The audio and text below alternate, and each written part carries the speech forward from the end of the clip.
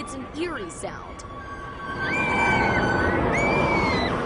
The screams of the crowds who dare venture into Halloween Horror Nights echo around the backlots of Universal Studios. But it's the detail inside that makes it just as scary.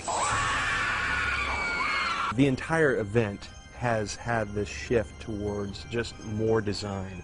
It is amazing to see how many, just not the characters themselves with the prosthetics and the uniqueness of that, but the environments. Dare to enter Scary Tales, one of 8 haunted houses at Universal's Halloween Horror Nights, where our childhood fairy tales become the focus for fear. This is all of the fairy tales that you know as from your childhood, but done in a fashion, the reflection of them, what would be on the other side, the anti-side of it. And he means literally. Would you like to hold some guts? Hold some guts? Yeah, here. Well, I've never been asked to hold guts. So now... How do you know what a gut feels like to get that effect? Well, I can neither confirm nor deny how we know that. Michael Roddy is the creative mastermind behind the event's guts and gore. If you know your fairy tales, apples are always a sign of temptation. Something evil always happens when you take a bite. So she's actually waiting for you with an apple. You take the bite, and then your fairy tale journey begins. Don't bite it. Whoops, too late. So what's your favorite fairy tale? I would have to say Hansel and Gretel. Oh, that's perfect, because that's where we are.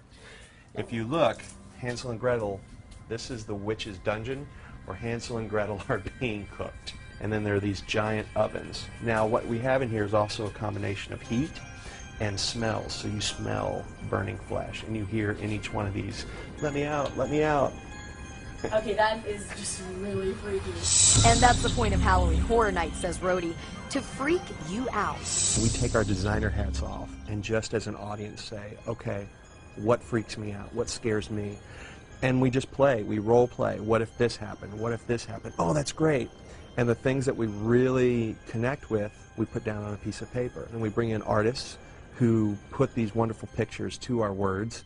Then we bring in designers who take those pieces of art and actually make them tangible design documents. Then we bring in a vendor who builds it all. And it's a process, now it's become more than a year-long process. It's no wonder Halloween Horror Nights is a year-long process. With this year's theme, Bloody Mary, everything from lighting to sound to scenery is literally out of this world. It is a completely immersive experience.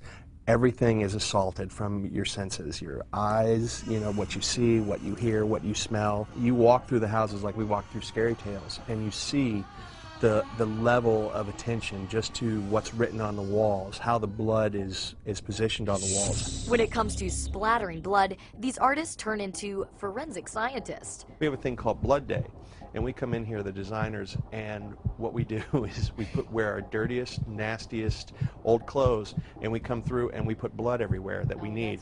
But what we do is it's like a crime scene, because we're like, okay, if the bear was stabbed here, which way would the blood splatter? Okay, it would go that way against that wall or over there. Oh no, that's too much. Let's wipe that off. Oh, let's put it over here. It's really funny, and then we all go home just completely covered with blood. On that note, there's one room that will make you scream bloody murder. We're in Goldilocks and the Three Bears. But again, telling the story differently, Goldilocks has turned on the bears. And she's not only eating their porridge, she's eating the bears. The devil's in the details. We go to this link because somebody will see this. Somebody will actually go, oh, there's actually porridge in the bowl. Oh, look, there's 3, coveralls. And then from this side, we actually have an 8-foot bear, a guy in an 8-foot bear costume that comes out with a loud roar. And I tell you, people fly out of this room.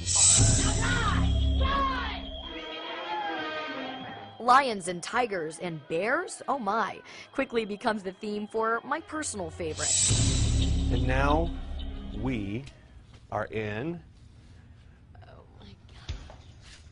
the world of Oz. You're in the cornfields. And what's great is people pull on these and it gives it its own animation. In this cornstalk, the story that we're telling is that Dorothy lost. She didn't make it home. And as you can see, she's had better days. It's like what you think you know, we play against that. As for my story, I can tell you once I stepped inside Scary Tales, I quickly realized there's no place like home.